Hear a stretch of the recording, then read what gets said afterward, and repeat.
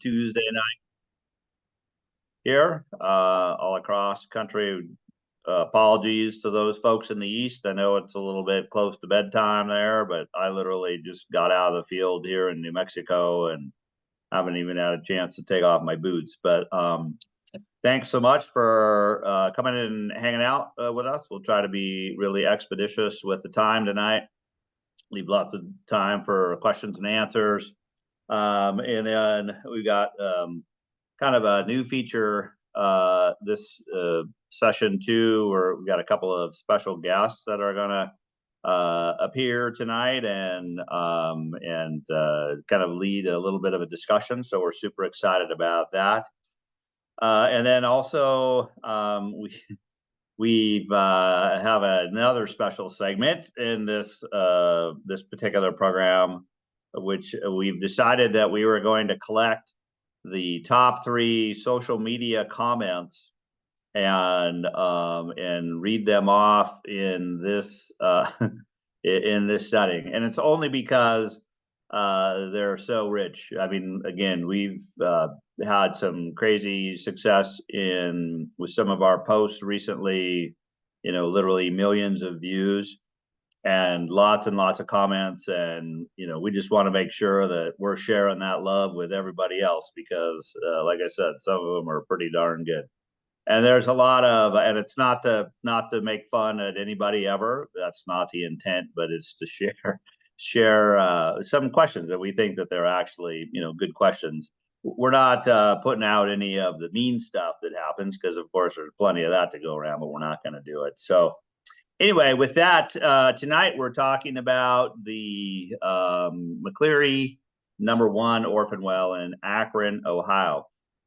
And this is a project that is certainly near and dear to my heart and the hearts of several that are joining us here on the tonight's program. One of the things that certainly is always apparent about the work we do is that it's a team sport.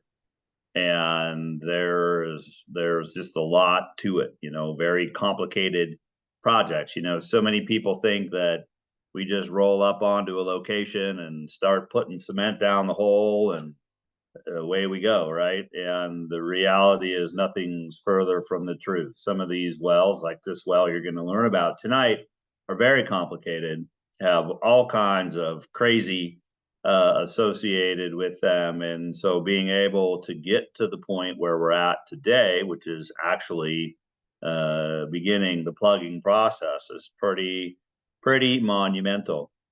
So in front of you there, you see we've got the agenda, kind of how we're going to go through the program tonight. I'm going to give the background on the well and talk, a little bit about that. We've got a project timeline we'll share with you and walk through those particular elements. And it's not exhaustive by any means, but we just try to capture some of the really important milestones. And you're going to get a chance to meet the property owners, Bill and Melissa Simmons, tonight, as well as meet some special guests from the Youth Climate Initiative. Mateo De La Rosa and Sebastian Eng, I think, are joining us today from where they're at in North Carolina. Hope I got that right. But anyway, so literally we've got people who are all across the country here that are on tonight's program. And we just appreciate it so much, you guys taking time out of your busy schedule to hang out with the likes of me. And so that's super cool. We're going to recap, kind of what we went over, share some data, and then, of course, we want to leave plenty of time for questions and answers. And like I said, we certainly don't want to miss the opportunity to share with you the top 3. So that is the schedule. And then if anybody has any questions, certainly, feel free to, at the question and answer time, to raise your hand, and Leslie will be sure to call on you. So this is the McCleary #1 well. It's actually the McCleary unit #1. and it is located in Akron, Ohio area. And it's part of an interesting group of orphan wells. So technically, by definition, it is absolutely orphan. Or in the eyes of the state of Ohio and the Ohio Department of Natural Resources, it hasn't got to that status yet. And you're going to learn a little bit tonight about why that particular well, the McCleary unit number 1 hasn't, but then there are many other wells that are in that same exact circumstance, and it essentially as a result of one company going out of business, and unfortunately, the principals of that company have passed away, and so it's kind of one of those really unique situations legally that has made this project especially very, very complicated. When we talk about the process, it's these folks are these operators are both dead and gone, right? And so it makes it very, very difficult to kind of get through the process to be able to dedicate or call them orphan so that we can get in there and do our work. The issue related to this well that really raises the urgency so much is that this particular well is actively leaking gas. I mean, actively leaking methane gas at the surface, actively leaking methane gas out of the well fittings. The tubing has corroded at the tubing head, and so there is a hole in the tubing, literally. The packing that holds the tubing in at the wellhead is leaking, and there's pressure gas on the backside or on the casing side, which typically indicates there are well integrity issues. So there's just a lot going on here, but the reality is it's a life safety issue, an eminent life safety issue. And unfortunately, it's been a life safety issue that's been going on for quite some time. That particular well has been idled likely nearly a decade. And I would tell you it probably wasn't in the best shape right after it was put in, and it was typically not something. And we've looked at many of these wells from the same era, the same vintage, and the same operator, all across Summit and Medina counties in Ohio. And it's interesting how many of them are just in the same condition, actively leaking. This infrastructure, if it hasn't already failed, is certainly failing, and that's one of the characteristics. It's very common for orphan wells all across the country. We literally were just on an orphan well tonight here in the Permian Basin in New Mexico, in the city of Hobbs, that is, even since the last time we were out measuring it, the integrity of the tubing and the fittings, the valves, are being degraded by just the high levels of hydrogen sulfide that are around that particular well, the one that we were on today. But for the McCleary side, that the fact that it's actively leaking gas, it's directly adjacent to a stable that was home to several friendly horses that loved kind of what we were doing, and and close to a residence, and just kind of all of those things that aren't great for an orphan well. And then, of course, as I mentioned earlier, a very complicated legal process, which we'll talk a little bit about, and then a complicated Ohio Department of Natural Resources process. Now, I will definitely say this for our friends at ODNR, and that is that they, once the legal work had been sorted out by the landowners, by the way, by Bill and Melissa, and they can talk a little bit more about that. But once the legal process was sorted out, they definitely stepped on the gas pedal to help to get the well through the process. And every state has a process from what we call adoption of the well, which is essentially a transfer of ownership or the change of operatorship, to the plugging plan approval and what have you. But so, this certainly wasn't something that the state of Ohio drug their feet on, again, once this complicated legal process had been navigated. Good news is, now that the complicated legal process has been navigated, we have a template then for being able to sort of rinse and repeat, hopefully, to make some of the other projects that are subject to the same issues, the same owner, the same everything, go a little bit smoother. And we're working on some wells right now that are literally right next to the Cuyahoga River. I mean, just all of the same issues that are out there. So anyway, excited to definitely be reporting back on that. One of the things that we started, and you're going to see here in the timeline in just a minute, but the critical activities that needed to happen as a part of this particular project were, of course, the methane quantification.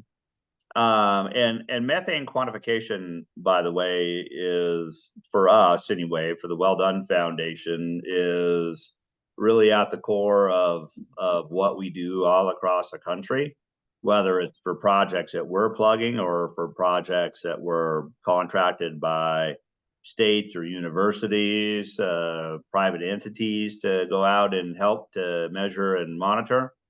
But quantification is a process by which measurements are taken of the flow of the gas, and over a period of time, typically a longer period of time. Our typical measurement sequence is about 12 hours at a minimum.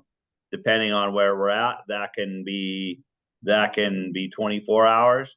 In this particular case, and as you'll see in some slides that are coming up here, this was a very challenging situation because of the amount of gas that was coming out of that well, required us to flare as we were measuring and monitoring. And the reason for that is because the gas, we had to balance the flow of gas that was coming out of the well to that which was going through the instrumentation. And so by doing so, it meant that the emission rate was pretty significant. And so it's kind of counterculture to the Well Done Foundation to just let that gas rip to the atmosphere, even though it had been ripping to the atmosphere for a decade. But because we have our name on it and we're up front and center as a part of that project, we know that we have a higher bar, right? That our requirement just for ourselves, and in some places even from the regulatory perspective, but for us, it's that we had to destroy that gas after we were done measuring and monitoring it, and so we ran that through a portable flare. Well, running it through a portable flare isn't something that you set it and forget it. It's something that requires continuous attention, because we have an active flare happening. Flames in this particular well might have been 6-7 feet in the air, so we wanted to, again, you just don't leave it unattended. So in addition to the methane quantification elements, then, and what that does is that allows us to provide some data sets then that you'll see here in a little bit, that help us to present the case. We're essentially act as evidence, if you would, for that underpin the amount of methane that is coming out of those wells, and then we use that to calculate what the impact has been to the environment and what the benefits are to the climate by the work that we're doing. We'll talk a little bit more about how we do that math. Obviously, there's a lot of gas sampling that goes on. So not only is it flowing of the gas, but it's also a sampling of the gas speciation. you'll have a chance to see here in a little bit some of those particular test results that show what that gas makeup was. It's more than just methane gas. It's way more than methane gas. There's all kinds of other gnarly elements that are a part of that gas stream that are not good for people or animals, certainly not for the environment, certainly not just ripping into the atmosphere. But we need the flow and we need the concentration of methane then to be able to do the calculations. Also, as part of this work, we had an opportunity to highlight some new technology through our active partners at ABB and with VentBuster. So some real opportunities in place here then to continue this learning and to continue the process improvement and the development of this really important technology. Not to mention our own platform, which is called Well Intel, which is sort of our project management software that brings everything together. The legal proceedings were activities that were going on in parallel with the measurement and monitoring. You'll see a little bit of that as we get into the timeline here. Obviously, project planning for us starts the first day we show up on a location and have that first meeting and discussion with the landowner, and that carries all the way through till the well's plugged, the surface is restored, and we're into the project post-closure monitoring phase. In fact, we had just a discussion yesterday with the landowners about making sure that we preserve that access for a decade, a full 10 years after the well is plugged. Certainly a lot of work to do around selecting contractors, around getting the right vendors in place. And we're super fortunate to have some great locals out there working for us on this particular project. The Ohio Department of Natural Resources component is a big work item, a lot of paperwork back and forth going on there. We talked about, obviously, our service company contracting and working through all of those elements. And then the plugging permitting, and then, of course, the plugging inspection, which is done by the Department of Natural Resources. So these are all activities that we've been engaged in. And as you can see here from our project timeline, that we've been at this for just a hot minute. And we actually first visited the location on the 13th of December back in 2021 while we were doing some work in the area there, and had a chance to meet the landowners and see with our own eyes exactly what was going on. And you can see some of those critical milestones then that I put up on this particular graphic, but this is something we do for each of our projects is show the project timeline, because there's a lot of activity. Now, I would tell you this one certainly takes the award for being the longest project, running project out there. So we're not trying to make this a retirement program by any means, but that's just what it's taken to be able to get to this point. So from our first site visit to, plugging started on the 3rd of April, hopefully be wrapped up, shortly then is, it's just it's a little bit of time, right?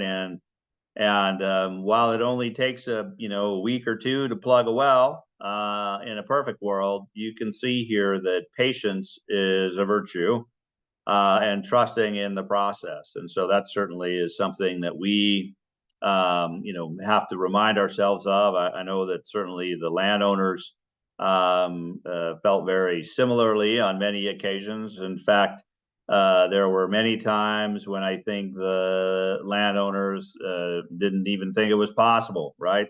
Like there was just no way this was even going to happen. And so thanks to them for sticking with us and hanging in there. And this is a shot here of us last year it was.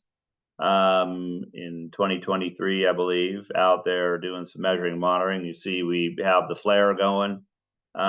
These guys had just put their marshmallow sticks away and got done eating the first round of s'mores. But no kidding. But anyway, with that now, what I'd like to do is introduce Bill and Melissa Simmons, and hopefully they'll be able to hop on and just share some of their experience as they have patiently worked through this process with us. Yeah, go ahead. Hello, everyone. And literally from the bottom of our hearts, we say thank you for everything you have done to get us to this point. A lot of people don't think about the question that you might have when you say, wow, what do you do when you have a leaking well? We asked that question multiple times over multiple years. We reached out to as many different organizations, institutions, people, individuals that we could. And honestly, it was a godsend to come across Curtis Shuck, who literally has held our hand as we walk this journey to get this McCleary well closed. Being from the South, I'm sure you can tell I don't sound like I'm from the South. But we aren't as familiar with oil and gas wells as some other parts of the country. Our horses were housed right next to this well, as well as our chickens. We have a group of barn cats. Our house was just a little further away. My husband and I both have a history in the fire service. And so when you deal with things like this, where gas builds up, it becomes a concern. And it became much of a concern in our barn because anytime we open the sides of our barn, the gas smell would build up inside the barn. Again, this went on for quite some time, and finding anyone who can help when a well has been abandoned by landowners who have died and their families have washed their hands clean. It's a really difficult situation. Again, I go back to Curtis, who was willing to come out, talk with us. We worked with our attorney, Marshall Pitchford, who also helped us. The Ohio DNR was as helpful as they could be with hands tied with legal issues. For us, getting the well in our name, because the well did not belong to us. We had rights, but we didn't actually own the well, was about a 2.5-year process. And again, each piece of the puzzle, like Curtis has mentioned, has been just such a welcome celebration that we've gotten this far. And I told him again yesterday when we talked, I seriously cannot believe that he's there, that Steve Swain is on the property and they're closing this oil well, gas well. Yeah, I think it's important to realize that, like, I never wanted a property with an oil well. When we were looking for land in this area, we needed some acreage for horses, and most people don't realize that most of the land in this area, if you any kind of acreage at all, it has at least one oil well on it. So the high school that my kids went to had 3 different oil wells on the property of the high school. It's crazy, how many of these things exist. And and then when you start having problems with it, you can't actually get anybody to do anything with it. Nobody will turn a wrench on it to help you try to, close it up or stop the leak or whatever else, because then they're accepting responsibility for it. We don't actually have any responsibility for it because we weren't the owners of the well. And had we done stuff to it, we'd have been responsible. And so it really is a hot mess in a lot of different ways. And so, this whole thing of the legalities that Curtis was talking about they're huge. And, we were really lost for a while here in terms of what to do about it. And we had an attorney who was working on it, very steadily, and he specialized in this area. It still took a long time to Curtis. And then again, the people along the way that I'm going to say felt sympathetic to our cause. In the picture, you actually see our neighbors who have walked every step of this journey with us. I think about even just last year, Mateo and the Youth Climate Initiative, who jumped on board to try to make a difference with this particular well. And I'm literally one well at the time, it's going to make a difference, but how it impacts not just our family, our animals, but the world in general, there's so many of these things out there, and even just in our county. We are, again, so grateful, so thankful for you guys. Well done. Thank Yeah, you. I mean, Curtis mentioned before the same company, they have 100+ wells. We know a lot of people who are landowners who have these same wells and are dealing with the same problems in the same area. And so, when we would deal with people from, the state, they knew it was a problem, but, their hands were tied at a lot of levels and everything too. And they were trying to, put something together. And so, it's really cumbersome with the legalities around this stuff. So we really appreciate everybody being patient and, the Well Done Foundation doing what they've done. And I don't think I mentioned, Curtis, but we did move our horses because it got to a situation that we were quite concerned, I guess I would say scared, for their livelihood with the backup of the gas. So we moved them from the property because it was unsafe, which also breaks my heart. It's not a normal thing for my life. I've been with horses literally my entire life. Well, we appreciate that perspective, and I think, Bill, you mentioned one thing that is certainly worthy of just highlighting, and that is the sort of the proliferation of oil and gas wells in that part of Ohio. And again, for so many people, they grow up around them, they've been around them. It's really not a big deal. They see them, they it's just another well. But this particular group, again, had I would tell you, I've probably visited, of the 100, I bet I visited 50. I would tell you, of that 50 that I visited, at least 50% of that 50, so that's 25, are actively leaking at some level or another, which is a little unsettling in terms of sort of what the impact of the climate is, but then also what those issues are. I've spoken to many landowners during that time, and to Bill's point, many landowners think, well, awesome, I got a free well on my property, I'm gonna get some gas off of that, and here we go to the races. Well, the issue is, while that may be true, it's like anything, whether it's your house or your car, a well is very much the same way. It's got to be maintained in order for that gas to be somewhat reliable, and these wells have proven to not be that. And then ultimately, at the end of the day, like Bill mentioned, the responsibility and the liability lies with the landowner for plugging and abandoning it at the end of the day. And that's definitely not a cheap endeavor, and can be quite costly. And that's if everything goes good. If something happens to go sideways, and again, as things do, especially with infrastructure that has been neglected, then those bills can add up quickly. And so certainly is something we've, like I said, talked to lots of landowners that have been subject to this pine top group. For the most part, I think everybody's decided that maybe we just better do something different, right? Maybe it's not really an asset.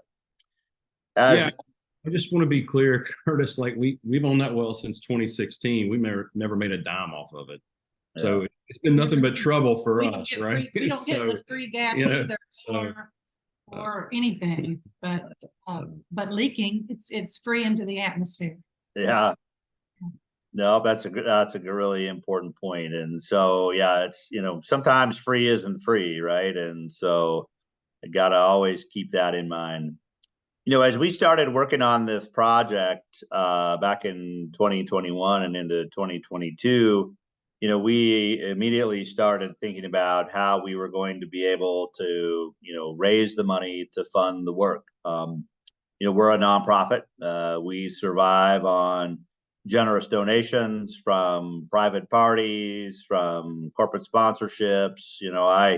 I say lovingly all the time, we survive on car washes and bake sales, and that's not far off, believe me.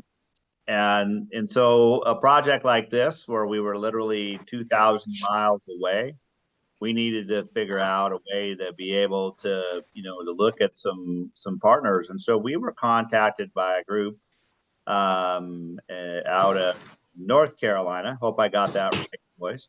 And if not, you'll correct me, I'm sure. But who reached out to us, and they formed what was called the Youth Climate Initiative. And today we've got some very special guests. We've got Mateo de la Roca and Sebastian Eng, and I'll let you guys kind of talk about how we ended up working together and some of the funders that you guys have as part of your team. And take it away, Mateo. Hey, can y'all hear us? Yes, really Okay. well. Yeah, so yeah, you were right. We are from North Carolina. And unfortunately we don't have Lila with us tonight. She's a part of the group as well.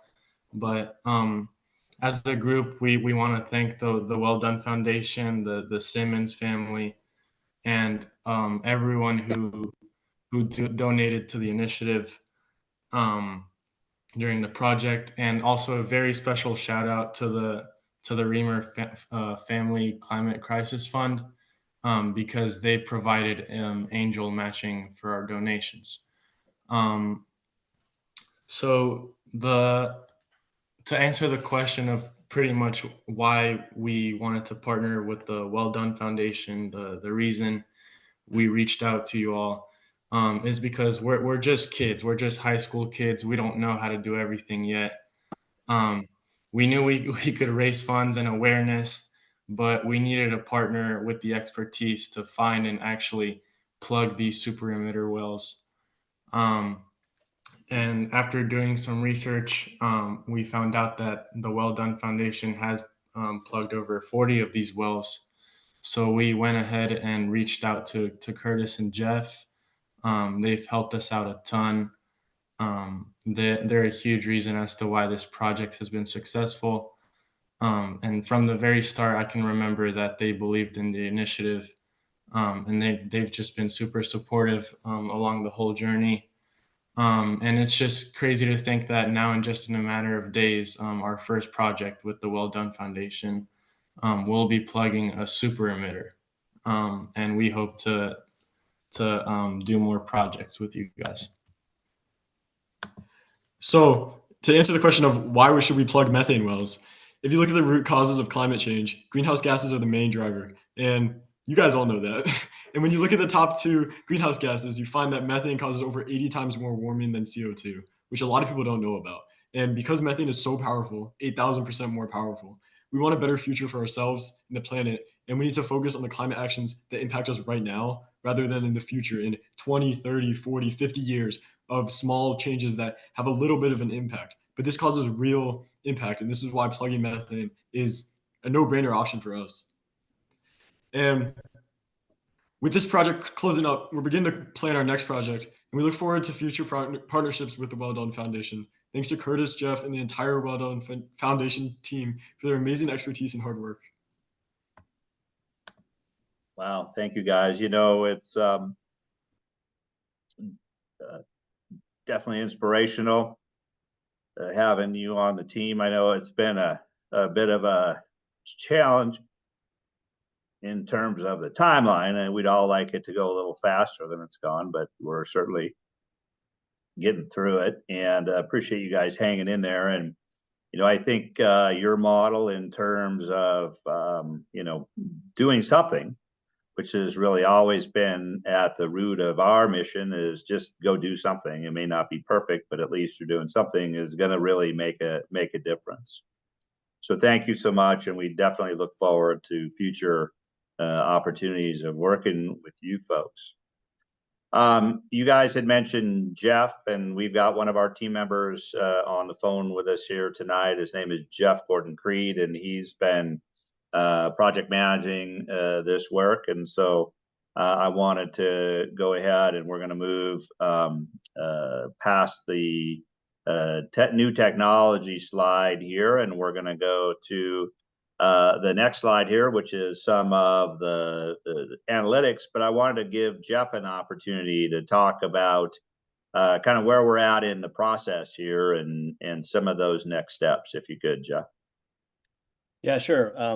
Nice to see everybody. Nice to see you, Mateo, and Bill and Melissa. I know it's been a long road. I mean, you guys said that you're doing something, and on this particular well in particular, the something you're doing has tremendous real impact, and we really appreciate the support for this. With regard to what's actually going, now that we've slugged our way through the legal issues, we're actually starting to plug this well. And so I don't know if we've got any updated photographs, Curtis, but so the pictures you've been seeing on the screen have shown the pump jack on the well next to the barns. That pump jack is now gone.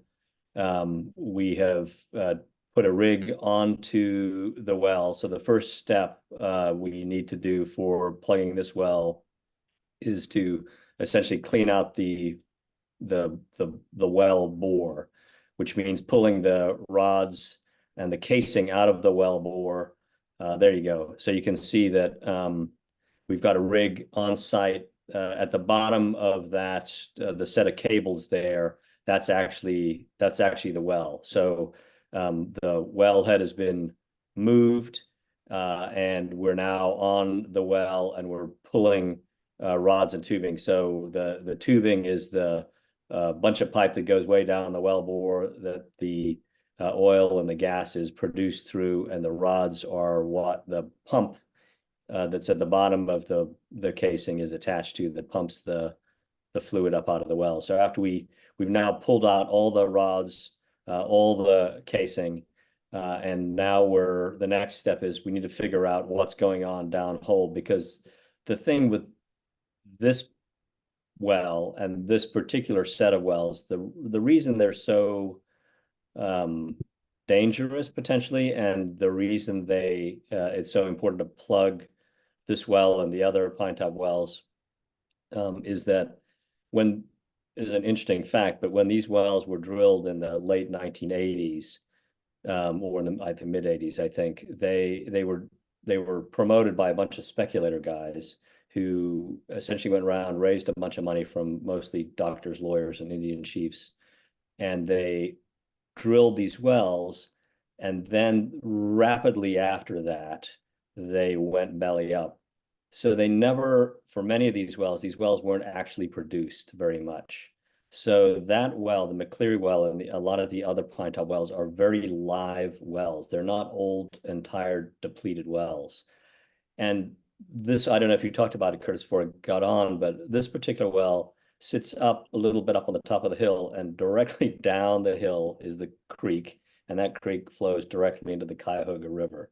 So when this well fails, which it certainly was going to, because that well was a live, pressured up well, when that thing failed, or was going to fail, it was going to fail catastrophically, and it was going to flood a bunch of oil into the Cuyahoga River, and that's not a good thing. So anyway, so what we're doing now is we need to figure out how much pressure is downhole, and to do that, we need to pull a bunch of the fluid off the well, which is pulling up the brine, if there's brine, and oil. So we'll pull that brine up, and we're in the process of doing that right now. And we'll actually, if you can see in this picture, you can see the production tank is still over on the other side of the barn.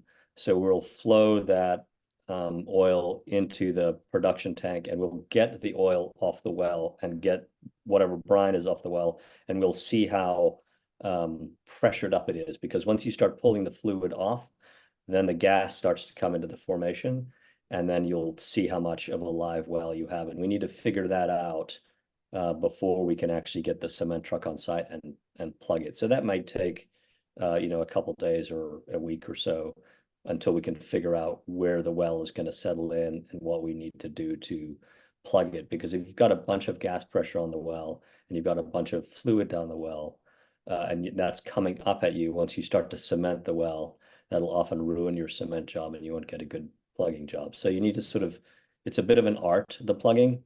So we'll fiddle around with that for the next little while, and we're in the middle of doing that right now. Steve and his crew are out there, and they're doing that right now. And so once that gets done, we'll figure that out, and then after that, plugging will occur, and all of the stuff will be cleared out, including the tank battery, all of the debris. It'll be nicely graded out, and it'll be like it never existed, except for that little pole sticking out of the ground indicating that there was a well there. And I tell you, Bill and Melissa, I couldn't be happier plugging this well than any other well. These ones are really pretty hairy, and they're really good ones to get rid of, and you guys could not be nicer people to work with on this, so we really appreciate that. Heck yeah. No, thanks, Jeff, so much. And one of the things about this that we mentioned earlier is the fact that this relationship we have with our landowners isn't kind of a one and done thing. It goes on literally for a decade into the future. In fact, I just was in Montana last week meeting with one of our landowners up there who we had plugged several wells on her property last summer, and set a monitoring port up so that we could continue to monitor post-closure for a period of time. And she's kind of a small little farmer up there. I think she's got about 6,000 acres is all in Montana, which, Montana, that's a small farm. And they're just getting ready to plant. They're actually going to seed that acreage with flax this year, which is a super beautiful crop when it starts coming in.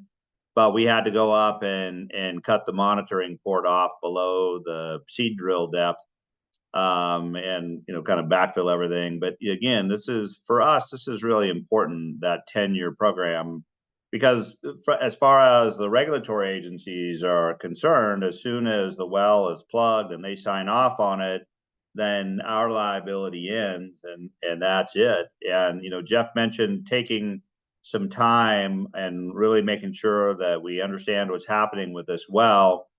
And it really is reflective of the go slow to go fast adage. And the reason is, and we know this the hard way, just up the road, about 2 hours to the north in Erie County, Pennsylvania, in Waterford Township, we had a well that we plugged up there where the plug failed. And we had to go back into that well and literally drill the plug out at great expense to the Well Done Foundation. And so we're all about making sure that this work we do is permanent and for everybody's sake. And so that's why, again, this taking a little bit of time right now is certainly something that we're comfortable with.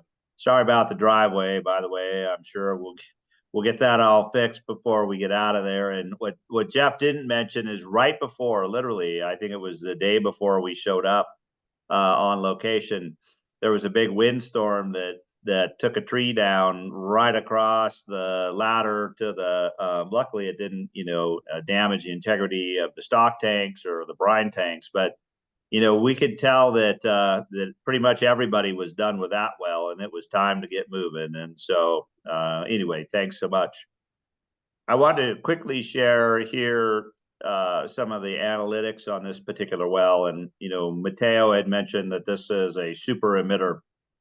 And indeed it is. You can see that this well is during this time period that we measured was emitting an average of 8,800 grams per hour of methane gas. And that's just methane gas. That's not doing the climate calculation. So as we run out this calculation, and this will be, by the way, you'll have a chance to have this slide deck so you guys can check our math and make sure we're not crazy folks or greenwashing anything or overstating anything. But this is actually the same formula that we use to report to the United States Department of Interior as part of the federal program. So we're pretty confident in how that works. But the reality is that this is a super emitter, and this well, again, had been ripping for more than a decade. And literally, if Bill and Melissa hadn't stepped in, it'd probably keep going for another decade at the rate things were happening there. And so our calculation of the climate benefit or the methane emissions reduced through this work is in excess of 50,000 metric tons under the American Carbon Registry, which is actually more than 100,000 tons of CO2e if you use the 84X calculation. And we'll be presenting this more fully as this project is coming to completion and we wrap up all of the economics and the calculations here. But just suffice it to say, that's a big number, right? I mean, I don't care how you slice it up or how many fingers and toes you use. That's a whole lot of gas. And, you know, Bill and Melissa had every right to be concerned. And so this is a huge win. What I also wanted to show is this particular slide, which shows that in addition to methane gas, there are other gnarlies that are a part of that gas stream. And this is one of the tests that we had done through one of the labs that we use in West Virginia. But you can see here that there are things like, you know, ethane and propane and butane and pentane and hexane. Well, pentanes and hexanes are known carcinogens, right? Not good for you at any level. And so, you know, so often people think, oh my gosh, you know, it's just a little bit of methane, no big deal. But the reality is that this is what this well looks like. And I'll tell you, we work on wells all across the country. Like we're actively measuring today in like 14 states. That the natural gas analysis looks very similar across the board. So it's not just a single gas that we're dealing with. In this particular case, we were lucky because there's no hydrogen sulfide gas versus a well that we were on today with the team from ABB where the methane or the H2S quantification or concentration, excuse me, there was in excess of 4,000 parts per million. And by way of contrast, 400 parts per million will kill you dead. So it's definitely an eye opener. But we wanted to share this. Again, this is going to be public and we'll certainly make sure that that we put it out there. But again, for us, those next steps that Jeff laid out are going to be things that we're focused on here over the next weeks and months to get the final measurements done, to make sure that we are able to you know, get the surface restored, that we're able to do everything we need to do to make it right by the landowners. And we'll be keeping a very close eye. And then in parallel to that, then is the work we do with the regulatory agency who will come and inspect the work, sign off on it. And then, of course, all of the work that our data teams do to make sure that those calculations are all in and analyzed. They actually get reviewed by any number of third parties, not just ourselves internally, but by a whole bunch of other eyes. And so it's quite the process. So, you know, we'll certainly be highlighting this well over the coming weeks and months, even after it's been plugged. Obviously, this is going to end up being one of our Earth Day wells this year. So I think for the Youth Climate Initiative folks, Mateo and Sebastian, you know, that'll be something that you guys will be able to make a little hay over, is to, you know, talk about this particular well and the great work that you're doing and certainly contributing to.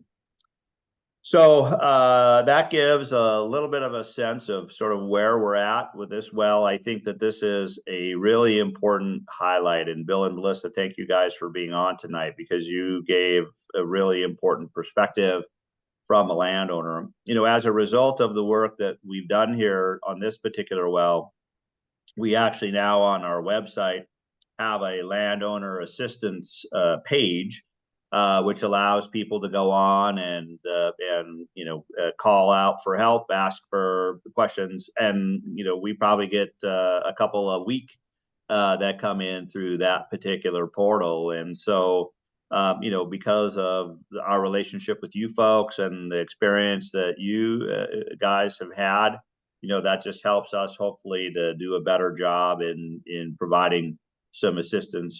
We're actually working on a project right now up in Wyoming, where kind of the same deal. The family ended up sort of getting these wells back through a series of unfortunate events, and now, and of course, they are just overwhelmed by the cost and the issues associated with it. So for the Well Done Foundation, this is really a place that where we think is our sweet spot.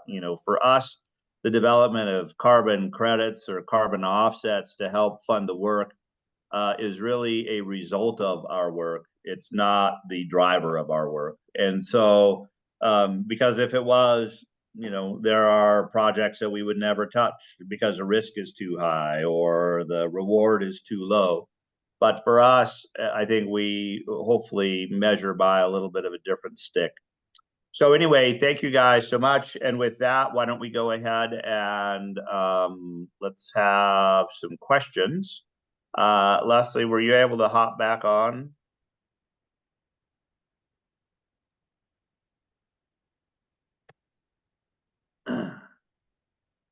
That might be a hard no.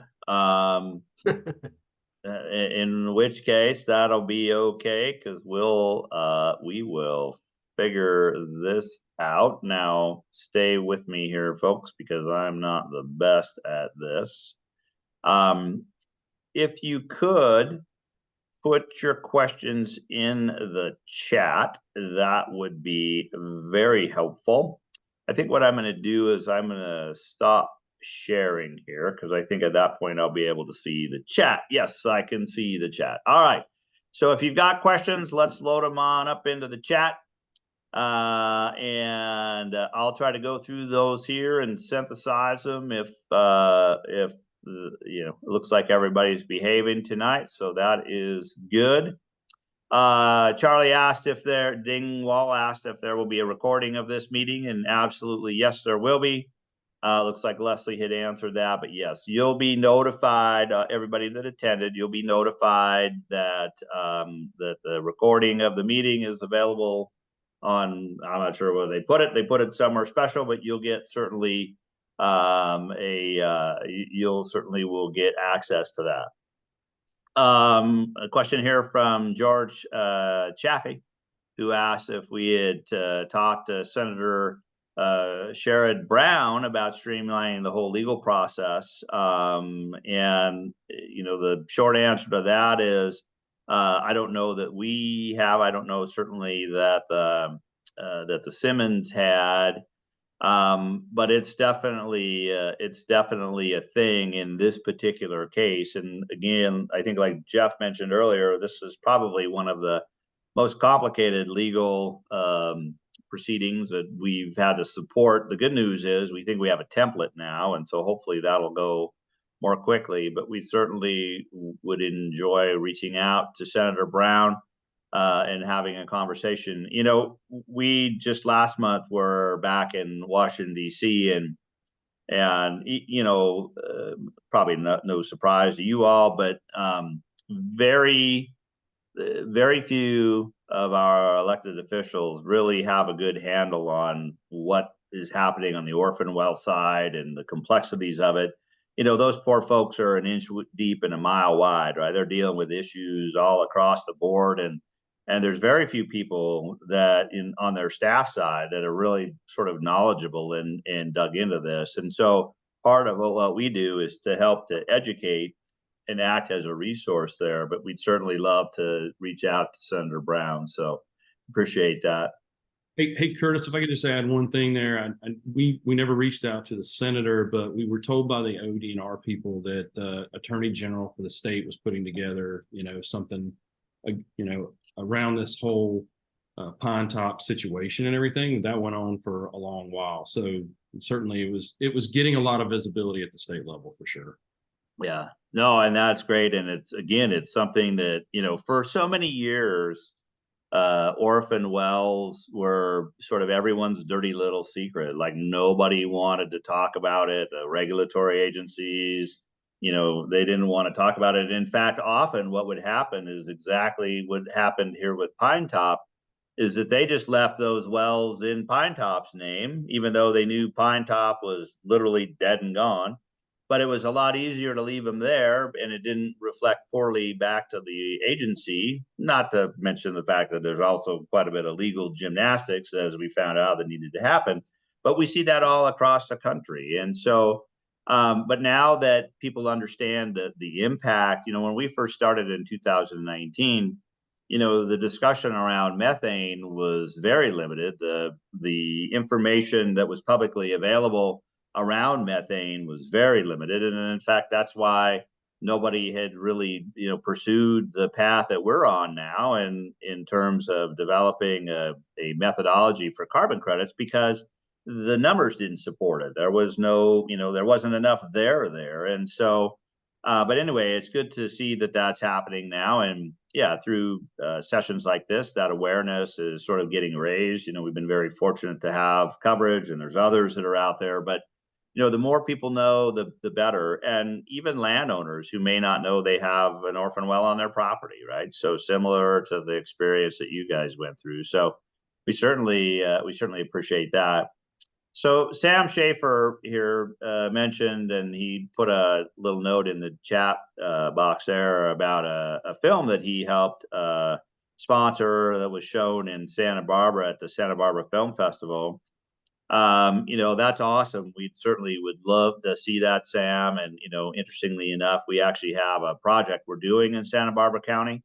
And so we'd love to chat with you about that as well. So thank you so much. George Chaffee had a comment in here about what are the problems with the existing ceiling cements. That's a good question, because I think people have seen a lot of coverage about wells that have failed. We certainly have firsthand knowledge around that. And, kind of where we live in that spectrum there, George, is it's kind of like the worse you want it, the worse you get it, right? So if you don't take your time and do the work right, and you rush through it, you might not get the job that you want at the end of the day. Like, you might, be able to walk away from it for a few days, but it may come back to bite you. And that certainly, we've got friends in Texas about 2 hours away from us right now who are facing wells that they refer to as zombie wells that were plugged but have come back to life, and not good at all, right? And so we want to make sure that that the work we do is permanent. And so, to your point about the cementing, is that there are quite a bit, or there is quite a bit, I would say, of advancement in cement additives that's happening right now all across the country. Looking at polymers, looking at bio type products that can go into that cement to help to make it stronger, more elastic in certain places. So, the good news is, just like in any industry, we're always evolving, right? Technology is always coming to the table. So we need to continue really to advance that work. But that's a great piece. Ken McGarry said to everyone, what improvements with methane monitoring technology would be helpful?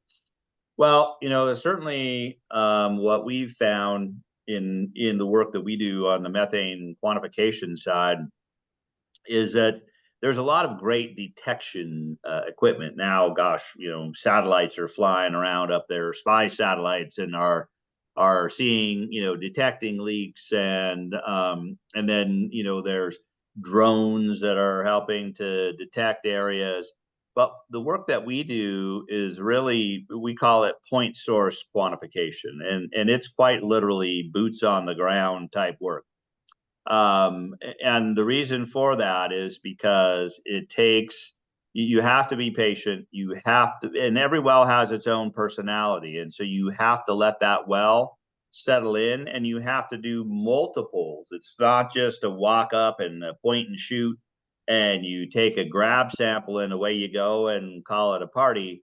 It really does take some painstaking effort to get really good measurements that can be defended. And really, at the end of the day, that's what we want to make sure, is that we maintain the highest level of integrity for this measurement work that we do, because look, we know there's a lot of eyes on us. A lot of people are doubting the work or doubting the way that we do our calculations. So it's really important to dot all the I's and cross all the T's. And, look, we're still learning too, right? So, but we're just out there certainly doing the best that we can.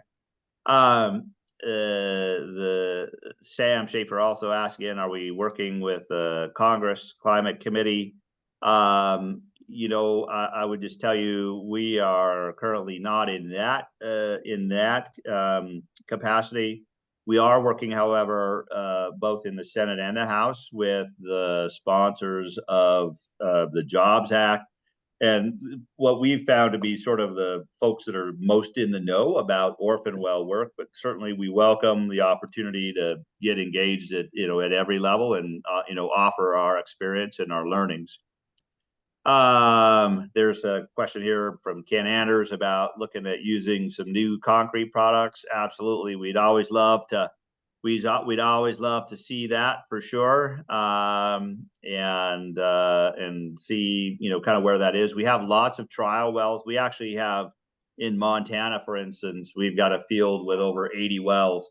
That's like our working laboratory, and so we're able to try all kinds of new and crazy stuff up there, and we'd love to do that.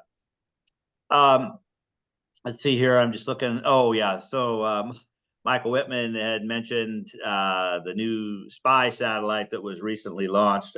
Actually, it's probably not that, but it's. I know that the operators feel like it's a spy satellite. Actually, the Environmental Defense Fund had funded a little bit of that work.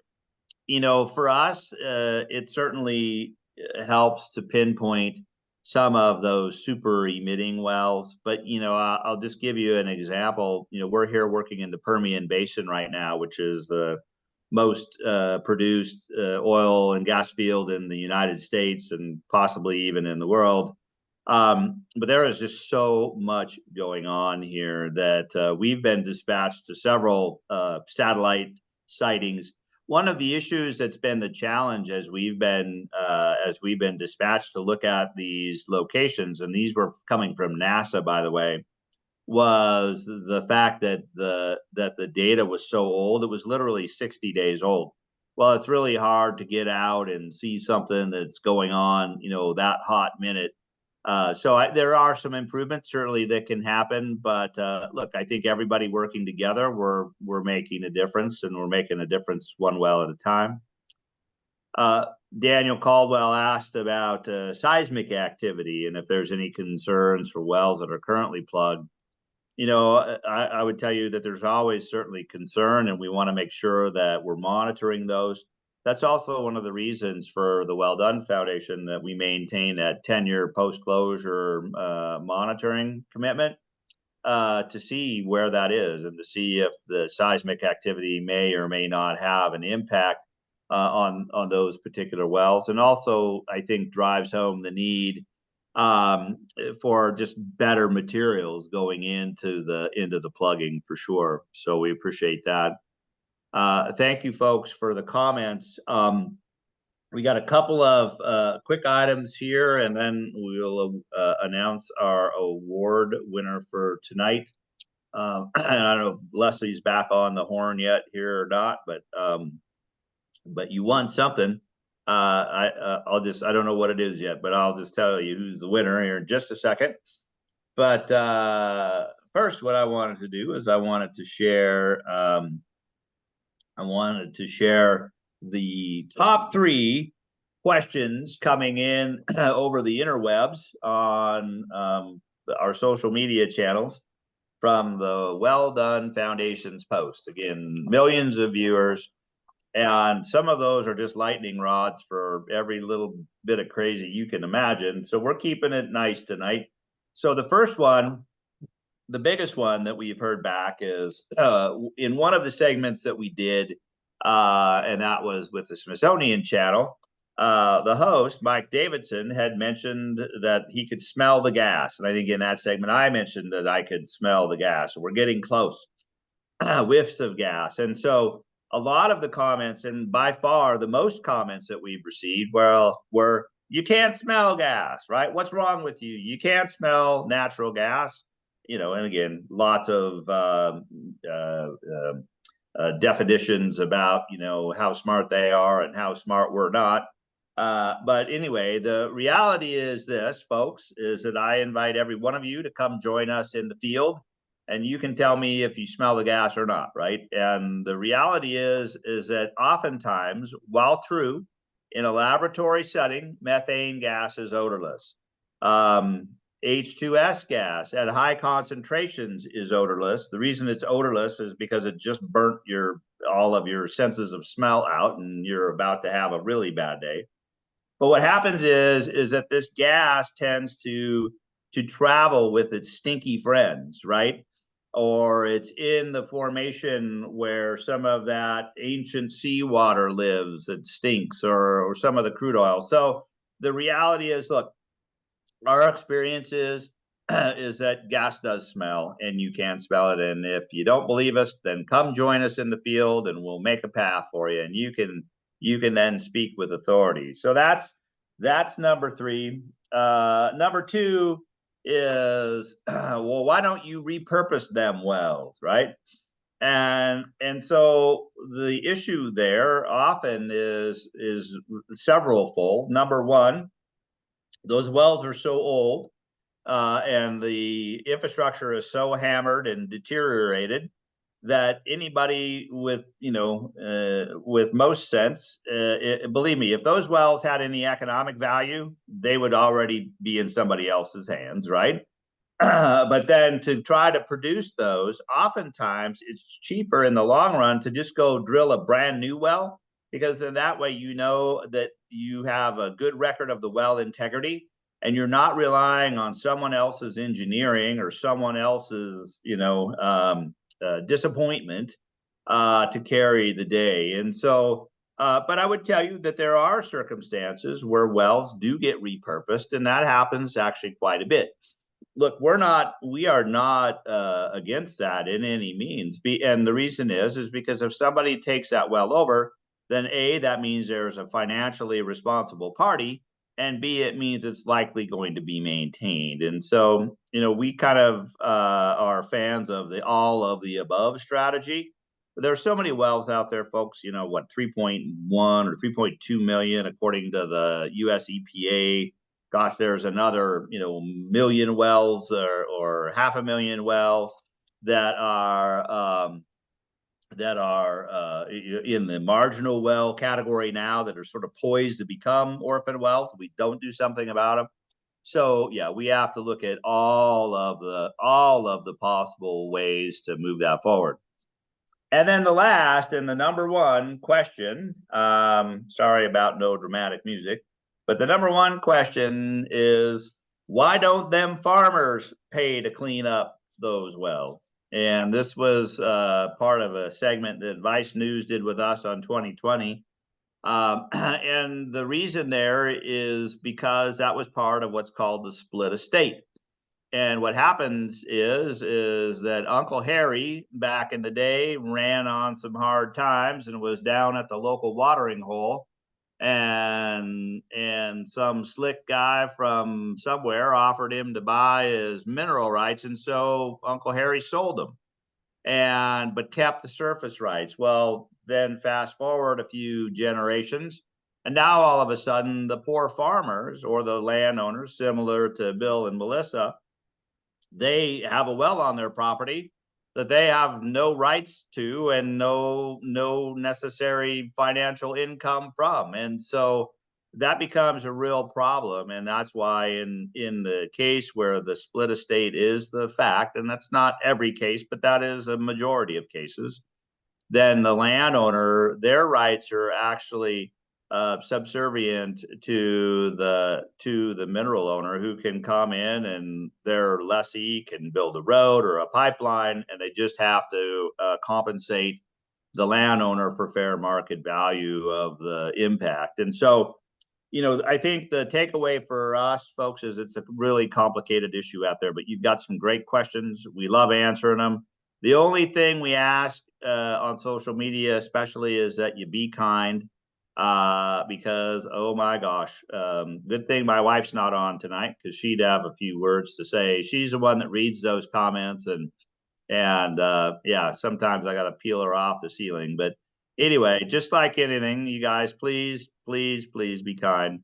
And just one other item here. So we do have a winner for tonight.